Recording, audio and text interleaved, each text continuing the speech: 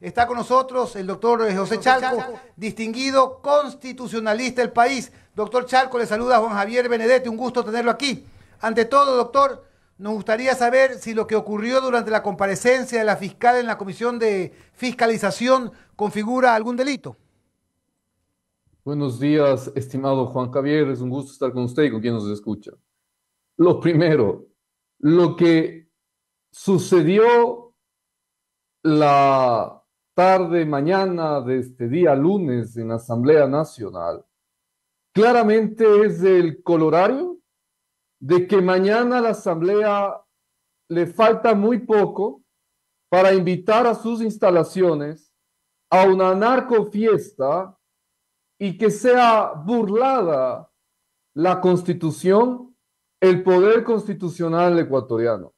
De conformidad con el artículo 170, numeral tercero de la Ley Orgánica de la Función Legislativa, se establece como falta grave administrativamente con una posible sanción que implica la pérdida de la remuneración y suspensión de las funciones entre 9 a 30 días a quienes hacen uso indebido de las instalaciones. Y esto es lo que hemos visto cuando hemos prestado a una Asamblea Nacional para que en sus instalaciones se presente una suerte de un sainete de careo entre un prófugo, entre una fiscal general y un investigado. Eso es un uso indebido de las instalaciones. Y aquello de conformidad con la ley y las normas que he citado, corresponde que el Consejo de Administración de la Legislatura lo sancione, que tenga personalidad y haga respetar a la Asamblea y al poder constituido. Si aquello es un presunto delito, la Fiscalía tiene que investigar.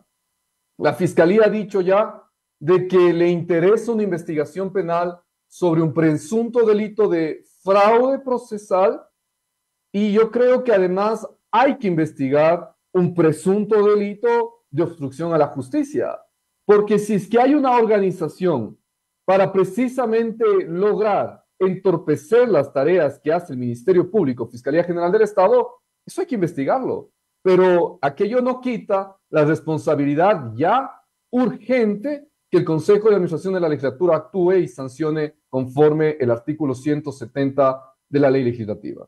Doctor Chalco, bien, la bancada correísta ha presentado una solicitud para otro juicio político contra la fiscal del Estado.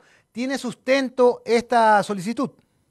Mire, Juan Javier, yo creo que lo primero que debemos ser claros en esto es lo siguiente. Yo creo que los asambleístas están confundidos en que inmunidad parlamentaria es sinónimo de impunidad parlamentaria o que inmunidad parlamentaria es sinónimo de irregularidad parlamentaria. Y permítame exponerle las razones.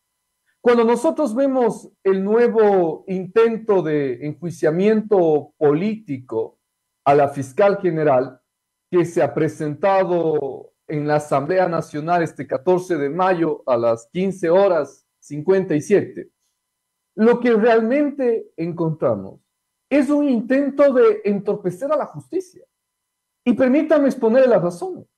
Los asambleístas tienen toda la atribución de hacer un enjuiciamiento político, conforme el 131 de la Constitución, pero cuando ha existido un incumplimiento de las atribuciones legales, constitucionales, que tiene el funcionario interpelado, el funcionario cuestionado. Aquí en esta solicitud, lo único que vemos es un intento desmedido y sistemático por hacer valoraciones de la actividad jurídica, de la actividad investigativa que hace la fiscal. Si es que están cuestionando la actividad investigativa, entonces la fiscal está cumpliendo, pues, está investigando, está llevando adelante procesos. Aquí se establecen causales distintas. Una de ellas, respecto a que la fiscal no ha llevado adelante procesos sobre lavado de activos, no investigados. Por favor, la misma fiscalía ya en comunicados oficiales ha indicado, ha mostrado la situación y realidad jurídica de estos procesos en donde se han llevado adelante, otros han sido declarados nulos, no por la fiscal, sino por los jueces. Y así sucesivamente una serie de situaciones que más parecen valoraciones de las tareas jurisdiccionales, que más parecen un intento de obstrucción a la justicia, un intento de obstruir a quien viene investigando temas sustanciales como metástasis, purga y plaga, antes que llevar adelante un juicio político serio y rentable como se requiere en este Estado. José, ¿cómo estás? Qué gusto tenerte acá. Esteban Novoa te saluda una vez más en una entrevista que tenemos contigo para compartir criterios. José, ahí comentaste al final que podría ser una obstrucción de la justicia. Hay muchas voces que están pidiendo que la fiscal encauce a estas personas, a Pamela Aguirre, a los miembros de la Comisión de Fiscalización por haber invitado a Rodney Aliaga a participar en la sesión de la comisión, ¿no? Ahora, hago una pregunta. ¿No sería descabellado pretender imputar algún delito a los miembros de la comisión o a los asambleístas, dado que ellos tienen inmunidad en cuanto a sus actuaciones legislativas? La inmunidad parlamentaria no es impunidad parlamentaria. La inmunidad parlamentaria, de conformidad con la Constitución, puede ser de forma y fondo. Es decir, la inviolabilidad de los parlamentarios y la autorización para que sean estos enjuiciados. ¿Qué es la inviolabilidad? Respecto de sus expresiones y respecto de sus acciones o decisiones en el ejercicio de su cargo. Esa es la inviolabilidad. Y la suerte de la inmunidad entendida desde su dimensión de autorización del Parlamento para enjuiciamiento es en general para delitos comunes. Si es que aquí se entendiera que existe una obstrucción a la justicia, eso no es actividad parlamentaria. Eso es un delito común. Eso lo que requiere es la autorización del Parlamento para llevar adelante el proceso de enjuiciamiento penal. Pero eso no quita que la investigación se desarrolle. Y apreciado Esteban, si es que además, en un momento dado, como eran los anuncios de la anterior semana, que la fiscal general decida si es que va a la comparecencia a la asamblea o si es que va a la audiencia, yo digo, más importante que tiene el país en el último tiempo, que es del caso Metástasis. Cuando usted mira esos dos elementos, y si es que aquello se llega a dar, podría haber un delito flagrante. Y el delito flagrante no es tampoco obstruido por la inmunidad parlamentaria. La Constitución expresamente señala que ante la presencia de un delito flagrante, puede ser privado de la libertad la persona, por más que sea asambleísta. Entonces, tengamos claro que la inviolabilidad es para el ejercicio de las funciones. Pero si es que existiera un delito común, aquello no está protegido por la inmunidad parlamentaria, porque la inmunidad parlamentaria no es de impunidad. Y no puede ser entonces aquí ejercida una suerte de forrarse de un corso de ser asambleísta para delinquir en delitos comunes. Y eso la Fiscalía tiene que investigar y llevarlo adelante. Doctor, ¿cómo está? Buenos días, Rodrigo Campos lo saluda. Ahora, en una entrevista en CNN Español, la fiscal Salazar calificó de show todo esto que ha ocurrido en la Comisión de Fiscalización y también aseguró que las causales planteadas en el nuevo pedido de juicio político son procesales y estarían en contra de las atribuciones de la Asamblea que van enfocadas en lo político. ¿Qué opina usted con respecto a esto? Yo no llegué a ver la entrevista en CNN de la fiscal, usted me está comentando, supe que lo dio. Y vea usted, yo coincido. Esto es lo que yo decía al inicio. Hay una valoración de la actividad jurisdiccional, hay una valoración de la actividad procesal. Pero, Rodrigo, Juan Javier y apreciado Esteban, esto al final del día dependerá de los votos. Y hay que ser serios y decirle al país la verdad. Nosotros analizamos las violaciones jurídicas, la ausencia de coherencia y de lógica con el país. Miramos el sainete, criticamos la miopía de los asambleístas, que no se han dado cuenta aún de las urgencias del Estado. El Estado vive inseguridad. Nadie puede estar en paz en ninguna ciudad del país. Tenemos a una fiscalía que investiga los delitos. Y la Asamblea tiene la miopía de seguir con estos sainetes de juicio político a quien investiga los delitos. Esto es miopía. Esto es estar más cercanos a las bandas y a los bandidos. Esto es incumplimiento. Déjeme decirle, Rodrigo, la Corte Constitucional tiene una decisión 122-22 JC sobre enjuiciamientos políticos y le dice, cuidado, Asamblea, Cuidado con caer en el abuso, en la arbitrariedad. Cumpla el debido proceso, sea rigurosa. No puede anular la constitucionalidad y la democracia bajo principios de juridicidad. Esto es lo que ha dicho la Corte Constitucional. Pero aquí están pensando que simplemente porque tienen los votos, tienen las mayorías o las minorías, pueden poner a los ecuatorianos en una suerte de inseguridad mayor.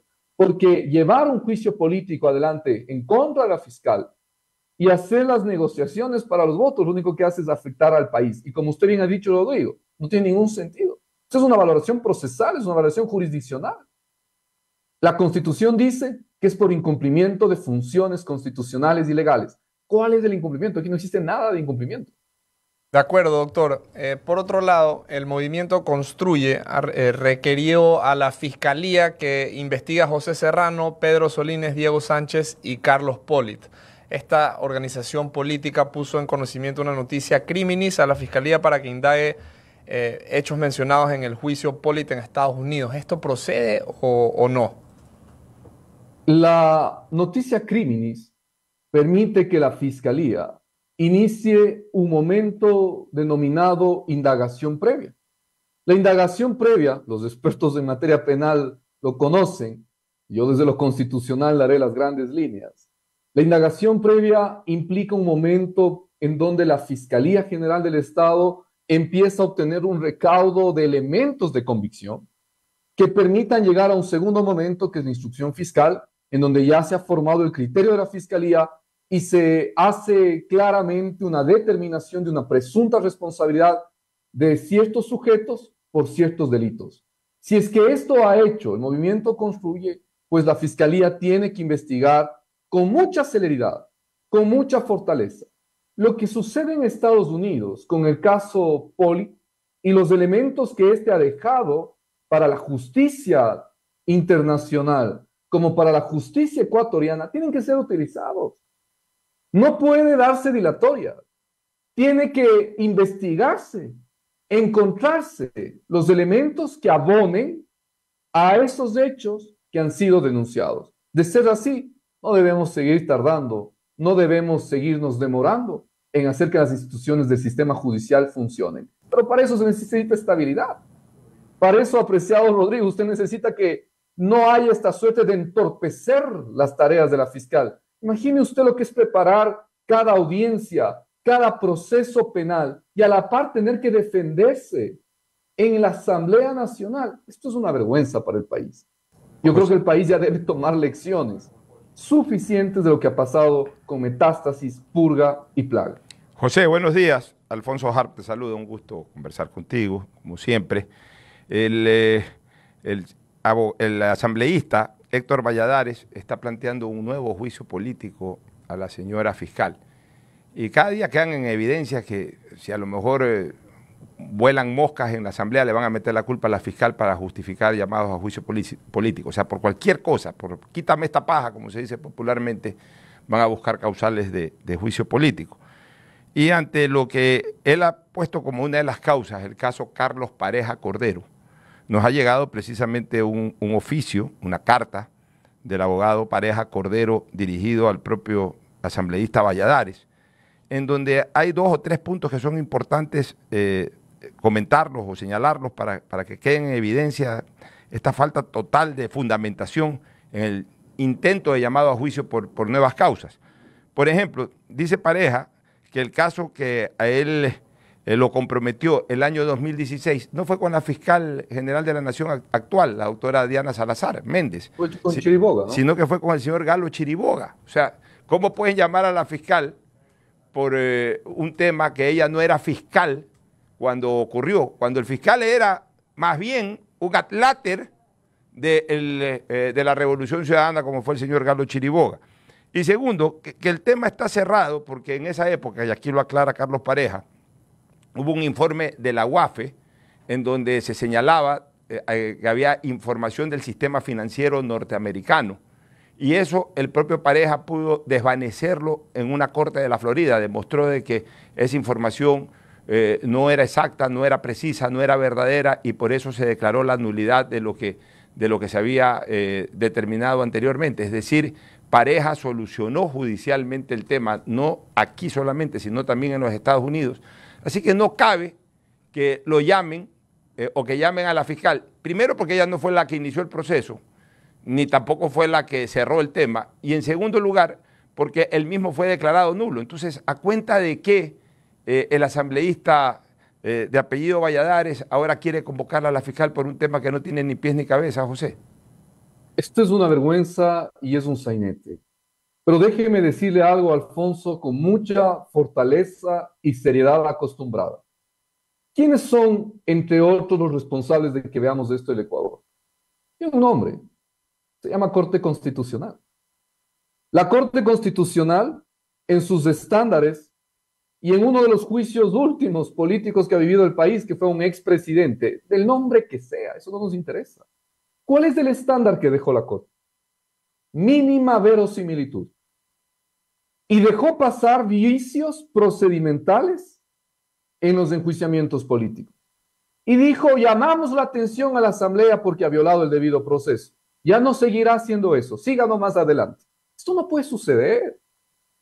Este país tiene una cantidad de disposiciones normativas y también una lista grande de 20 constituciones. Y pensamos que porque cambiamos normas o hacemos normas se soluciona. Aquí no se solucionan las cosas así.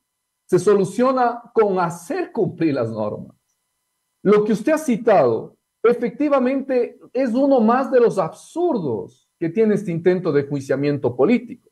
Usted cita el caso Capaco, que es el caso que está precisamente como una de las causales de la solicitud de enjuiciamiento político de un juicio declarado nulo. De un juicio declarado nulo no por la fiscal, por una corte, por jueces, de un fiscal que no es la actual, que es Chiriboga.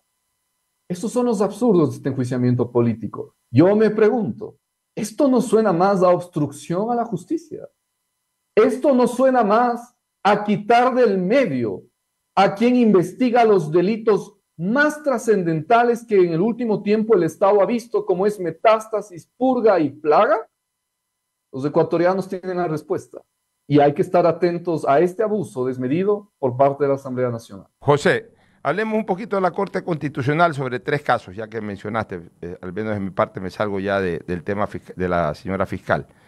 3 casos en la Corte Constitucional. Primero, tu opinión sobre objetar los estados de excepción últimos dictados por el presidente de la República, si se fundamentan en derecho o si es exagerada la interpretación del derecho para no dar paso a esos estados de excepción. Me interesaría mucho conocer tu opinión. Segundo, veo que la Corte ha admitido 3 demandas a la famosa ley del IVA, del 3%, demandas de inconstitucionalidad. Y tercero, la ministra de Trabajo el día lunes, que la entrevistamos aquí, señaló de que la famosa esta ley de desconexión digital laboral terminará con demandas de inconstitucionalidad. Entonces me gustaría conocer tus 3 criterios de esto que obviamente está o que va a llegar al seno de la Corte Constitucional. Querido Alfonso, con mucho gusto. Vamos organizando. Lo primero, los estados de excepción. Hablemos del último estado de excepción, que es quizás en el cual la Corte Constitucional veta plenamente al estado de excepción y le declara inconstitucional. En la última declaratoria del estado de excepción en la costa, hablemos así, por distintas razones, el presidente dice lo siguiente en el estado de excepción: continúa el conflicto armado interno en tales provincias. Son 5 provincias de la costa. Es un error del equipo jurídico de la presidencia, Alfonso. Es un error del equipo jurídico. ¿Cómo va a decir continúa el conflicto armado interno? ¿Por qué, apreciado Alfonso? Porque debía decir hay un nuevo conflicto armado interno o existe un conflicto armado interno por estas razones. Pero cuando dice continúa, está cayendo en un error grueso, técnico básico. Ya el estado de excepción no puede volver a continuar porque solo es máximo 60 días por 30 más renovable. Y al decir continúa, está dándole origen al anterior estado de excepción, que ya no puede ir más allá, que ya no puede ir más de los 60 y 30 días que tuvo de extensión. No sé si me hago entender. Entonces, ahí hay un error, efectivamente, un error muy grande por parte del equipo jurídico, que no puede decir que continúa. para poder salir precisamente de la restricción constitucional del plazo de 90 días en total. Esto es una cuestión muy clara y es un error que lamentablemente tuvo el equipo jurídico, pero yo sí creo que el presidente de la República tiene herramientas para que el ejército, las Fuerzas Armadas, hagan sus tareas de defensa de la soberanía. No se requiere estado de excepción. Vea, si usted revisa el artículo 158 de la Constitución, yo he sido uno de los más fuertes en decir, hay que usar el 158 constitucional. ¿Qué dice? Que el ejército está para la defensa de la soberanía. Pero la soberanía, hay que saber, tiene dos dimensiones. Independencia, ámbito externo, me ataca otro Estado, pero tiene otra dimensión, que es supremacía al interior del Estado. Que al interior del país yo no tenga otros grupos que afecten al poder mismo del Estado, que condicionen, subyuguen al poder del Estado. Eso es supremacía, que es parte de la soberanía. Entonces puede ocuparle a las Fuerzas Armadas sin necesidad de estado de excepción, y así saltamos también estas exageraciones de la Corte Constitucional, que de vez en cuando sí se pone caprichosa. Lo segundo, ley del IVA. Yo creo que ahí hay que ser muy cuidadosos. ¿En qué? Cuando se demandó la ley de IVA, voy a hablar del primer trámite admitido por la Cámara, se dice que el procedimiento es indebido, porque la Asamblea Nacional incluyó impuestos que no nacieron de la atribución del Ejecutivo, de conformidad con lo que dice la Constitución en el 135, que solo él puede crear impuestos, aumentar gasto público o modificar la división político-administrativa del Estado. Pero lo que sucede es que la Corte Constitucional ya se ha pronunciado en otros dictámenes, en una decisión constitucional que esta tiene, de que la única forma para que sea incorrecto el procedimiento cuando la Asamblea incluye impuestos que el presidente no envió, la única forma es a través de un veto por inconstitucionalidad. Usted sabe, Alfonso, un experto ex legislador, que el veto por inconstitucionalidad, la objeción del Ejecutivo, nace de es un momento de sanción a la ley, y la Corte Constitucional expresamente ha señalado en sus dictámenes 3221 IN 21 y 00211 SIN, de que la única forma de esto corregir o que esto sea indebido es con un veto inconstitucional. El presidente no vetó por inconstitucionalidad. El presidente mandó un oficio diciendo que está de acuerdo con lo que se ha puesto en la ley. En consecuencia, no operaría esa intención de inconstitucionalidad formal, es decir, del procedimiento de creación de la ley. Lo segundo, en esa misma ley tienen otros elementos, que yo creo que algunos pasan y otros no. La ley dejó establecido de que a través de decretos presidenciales sea el Ejecutivo quien modula el porcentaje de IVA entre 13 y 15%. Y eso, dicen los demandantes, es indebido, es inconstitucional, porque los tributos solamente deben ir por ley. Sí, en principio, pero lo que pasa es que en este modelo constitucional hay que leerle a la Corte.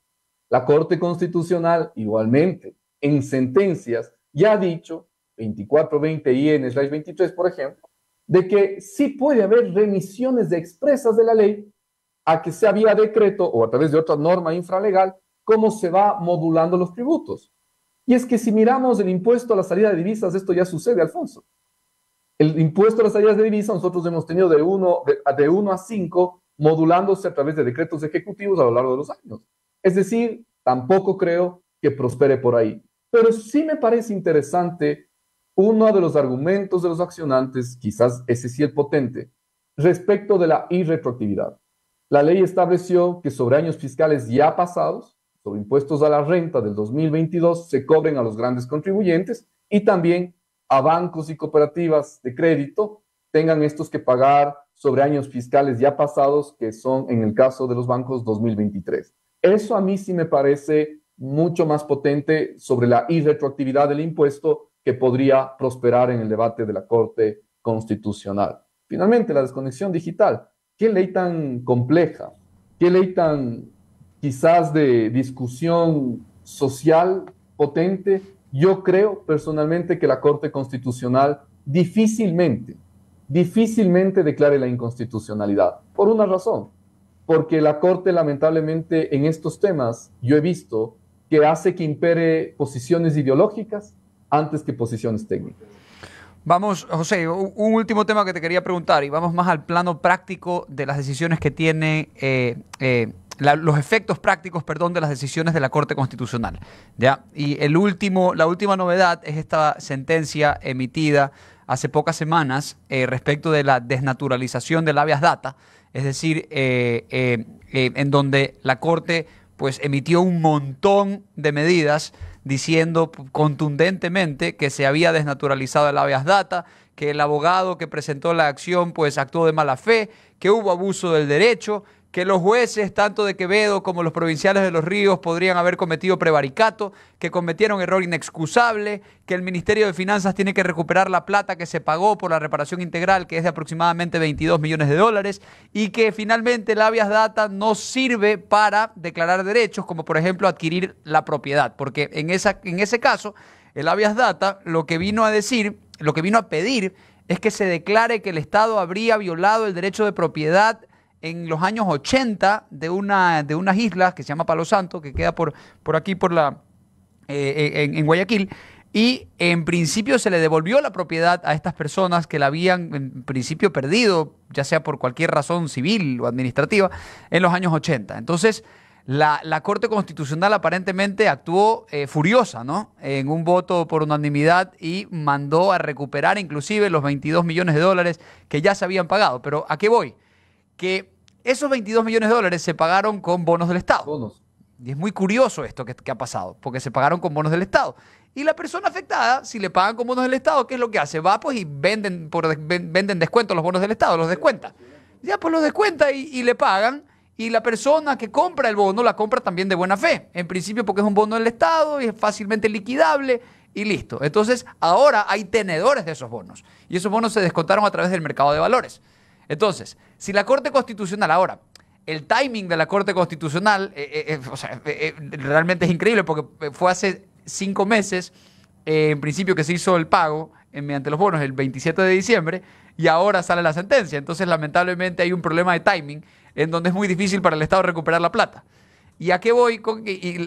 La discusión va en lo siguiente. A ver, si el Ministerio de Finanzas tiene que recuperar esos 22 millones de dólares, ya los tiene que recuperar en principio de quien se los pagó, es decir, de los beneficiarios del pago. Porque ¿qué sucede con la persona que compró el tenedor. del tenedor del bono? Es decir, el Estado no puede decir que el bono ya no vale. El Estado tiene que pagar el bono eventualmente. Entonces, ahora ahí viene la discusión, ¿no? ¿Cómo va a recuperar ese funcionario que tiene que recuperarlo? Me parece un funcionario de finanzas. Tiene una espada de Damocles encima, porque la corte le dijo, tiene creo que 20 días o algo por el estilo, so pena de destitución, so pena del artículo 80 y pico de la Constitución. Tú lo debes saber más que yo. Yo soy más civilista, yo sí tengo que revisar la Constitución eventualmente, pero realmente lo que ha pasado, primero es inaudito, insólito que el Estado tenga que pagar 22 millones de dólares en reparación por un tema del año 80, en donde en principio por un habeas data se declara la propiedad. Y ahora, ¿qué vamos a hacer? O sea, si tú fueses ese funcionario o si estuvieras en finanzas, ¿qué haces? ¿Cómo cumples esto? Porque el bono está ahí. Yo creo que primero hay que ser muy claros en lo siguiente. Es una de las decisiones, a mi punto de vista, del último tiempo más delicadas de la Corte Constitucional, porque el bono tiene un valor intrínseco en sí mismo. Y cuidado, esto sea carta abierta para desnaturalizar los valores de los bonos. A mí me parece esto muy complejo, por lo que usted, efectivamente, Esteban, cita correctamente. El bono tiene una libre negociación. Esto es un documento que goza de pureza. Atrás no se escribe la razón de por qué se emite el bono. Y esto tiene una libertad de negociación. Y si es que empezamos en un conflicto con los bonos de deuda interna del Estado, podríamos ir a una debacle. Esto no es menor. Ya el Ecuador tiene una muy mala imagen en el cumplimiento de la deuda externa. Que además tengamos problemas con la deuda interna, sería la debacle para el país. Así que la desnaturalización de un bono es primero lo que debería quedar aquí muy sentado y ser cuidadosos de lo que la Corte Constitucional ha dicho. La Corte Constitucional efectivamente señala que se recuperen los valores. por ventaja no dijo los bonos, pero en el gran debate, en el gran momento de la discusión, está eso, ¿no? Que se dieron a través de bonos. Pero por suerte, al menos en la decisión de la sentencia señala que se recuperen los valores. Ahora bien, el Ministerio de Finanzas no es cobrador. El Ministerio de Finanzas es administrador de finanzas públicas, que se financia a través de impuestos, que se financia a través de la deuda que adquiere el país. Y esas son las fuentes, y el petróleo, las fuentes de financiamiento que tiene el Ministerio de Finanzas. Pero no es cobrador, no es del SRI, no tiene una potestad coactiva. Entonces yo sí creo que esta sentencia efectivamente, como muchas otras, a veces caen en el fervor de la decisión, de lo incómodo, de lo que hayan encontrado que sucedió sobre una desnaturalización de una garantía jurisdiccional, pero no nos mesuramos. La Corte Constitucional es tutela, guardián de la Constitución, árbitro constitucional, pero garante de la institucionalidad del país. Vea usted, apreciado usted, yo no puedo dejar de decirlo, es el caso Yasuní similar. 10 años después resuelve una consulta con tantos errores. Entonces, yo creo que eso es uno de los grandes defectos, la necesidad de tener una serenidad para que las sentencias se puedan practicar. Luego, cuando los constitucionalistas serios decimos no es ejecutable su decisión, module, se ponen incómodos. Pero es que tienen que modular. Este es el caso similar, pasará lo mismo. Tendrá que modular su decisión por imposibilidades fácticas y jurídicas de cumplir. Y tendrá que hacerlo de buena manera. Muchísimas gracias por sus precisiones jurídicas, doctor José Chalco. Un gusto tenerlo aquí. Me han tomado la lección. Ahora claro. verán. Con José Chalco siempre saltamos el charco. Hay que saltar el charco, como dice. Muy bien. Muchísimas gracias. Un abrazo. Saludos, José. Buen día.